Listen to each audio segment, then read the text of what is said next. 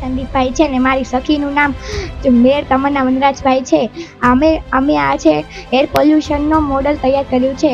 Air પોલ્યુશનનો અર્થ થાય છે કે હવાનું પ્રદૂષણ.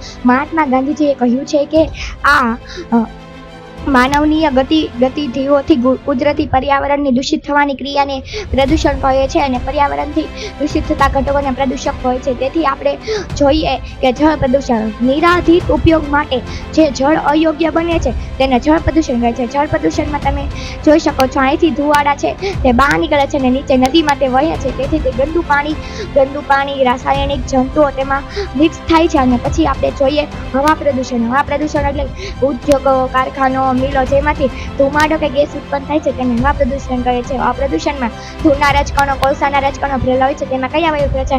નાઇટ્રસ ઓક્સાઇડ, કાર્બન મોનોક્સાઇડ અને કાર્બન ડાયોક્સાઇડ વાયુ ભરેલા હોય છે. વર્તમાન સમયમાં માનવી ધ્વનિ પ્રદૂષણ, ભૂમિ પ્રદૂષણ, જળ પ્રદૂષણને અટકાવવા ખૂબ જ પ્રયત્ન કરતા પણ તેથી તે પ્રયત્નો અટકાવ નહીં. તેથી આ ઉદ્યોગોનું નિર્માણ કરવામાં આવ્યું હતું.